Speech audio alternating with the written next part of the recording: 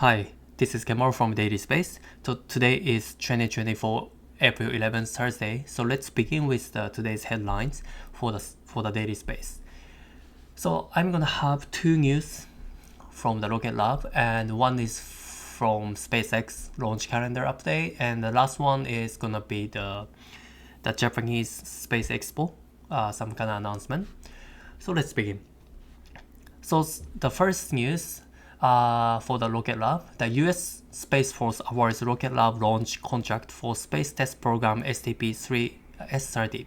So the Rocket Lab successfully closed the contract with Space Force with around 15 million US dollars. So let's begin. The mission will be Rocket Lab's third for the US Space Force, further strengthening the Electron's position as a leading small launch vehicle, delivering reliable and responsible launch to the DoD, Department of Defense. So the Rocket Lab has announced it has been awarded 14.49 million task, a US dollar task ordered by US Space Force, USSF, to launch an Electron mission from Launch Complex 2. The mission called Space Test Program 30, STP-S30, falls under the Space System Command SSC, Assured Access to Space Organization, and is a part of Orbital Services Program 4. The dedicated Electron launch is scheduled to take place within 24 months from contract awards, and will lift off from Launch Complex 2, which is a dedicated pad for the Electron rocket at the Virginia Spaceport Authority Midterm Atlantic Regional Spaceport within the NASA Wallops Flight Facility on the Virginia Eastern Shore. So this STP-S30 is a complex mission that will deliver the research experiments and technology demonstration to orbit for the DoD and contribute to the future space system development. Okay, the projected primary payload is the DiskSat, will demonstrate a sustained, very low Earth orbit, flight and test unique 1 meter diameter disc-shaped satellite bus that is designed to increase on-orbit persistence. So congrats to the Rocket Lab. Definitely this is like very, very promising, and I hope it's gonna be successful, and definitely the Rocket Lab is a leading company for the private company. So second news, then move on to the second news, also from Rocket Lab. This is even more interesting, I would say. So let's take a look. Rocket Lab returns a previously flown Electron to production line in preparation for first reflight. So they use the carbon composite first stage tank from the Electron rocket, right?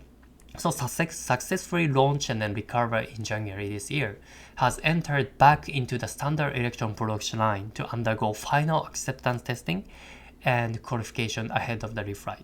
So like this, they use a parachute, not like SpaceX like beautiful launch, but this works, and a pickup with a ferry like ship, dedicated ship, and back to their Rocket Lab production line, and then they did like undergo a lot of acceptance testing and stuff. So it's coming up, right? So Rocket Lab successfully recovered multiple Electron first stage from previous missions by returning them to the Earth under the parachute after launch, splashing them down in the ocean, and then collecting them onto the specially modified boat for transfer back to Rocket Lab production complex. All previously recovered boosters have undergone extensive analysis to inform iterative development process to make Electron usable, but this is the first time a tank has been moved back onto the standard production line in preparation for reflight. Okay, so they did several, recover the test, task pressurizing test, tank pressurizing test, sorry. The process that filled the carbon composite tank with the inner gas and held it in excess of maximum operating pressure for more than 20 times longer than the standard Electron flight duration. Also the helium leak check, stringent process that determines there are no leaks in the tank, and the carbon fiber structural testing, including ultrasonic assessments and other non-destructive tests to confirm no delamination of the carbon composite tank fiber. So the stage will not undergo final fit out and rigorous qualification and acceptance testing to the same standards as a brand new electron tank to determine the recovered stage suitability for reflight. So maybe soon we can take a look at the electron launch with the reflight reused booster. So that's gonna be super awesome. So of course, their second, the intermediate size rocket called Neutron is also like this. Like they're gonna reuse the first stage. So it's quite interesting to see what will happen for the Rocket Lab in next 1 or 2 years. It's gonna be very, very promising, I would say. Okay, so let's move on to the next news. So this is as usual from Reagan-Beck. Thanks to Reagan-Beck, SpaceX launch calendar. There is some updates. Okay. So they have some updates, right? April 11th, it was first designed to 12 UTC from Vandenberg Space Force Base, California, but now it's a little updated. It's gonna be a little delayed, like 14:25 to 14:35 UTC on Thursday, April 11th. So today, it's gonna be launched for the USSF 62 missions. They're gonna launch the Falcon 9, and then another Falcon 9 launch will be planned tomorrow, Friday, April 12th, 1 a.m. UTC from Kennedy Space Center, Florida. Okay, so if you have any time, just as usual, you just can go take a look at the live stream, usually start prior to 5 minutes before the launch. But a lot of YouTuber, a lot of streamer out there, they do a little bit more longer stream, like before 30 minutes prior to launch. So you can take a look at there. It's gonna be so interesting.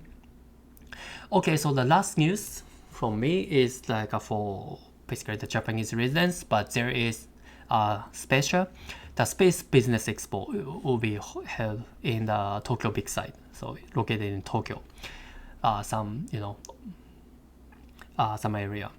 So April 24th until 26th, there is 3 days, kind of long expo.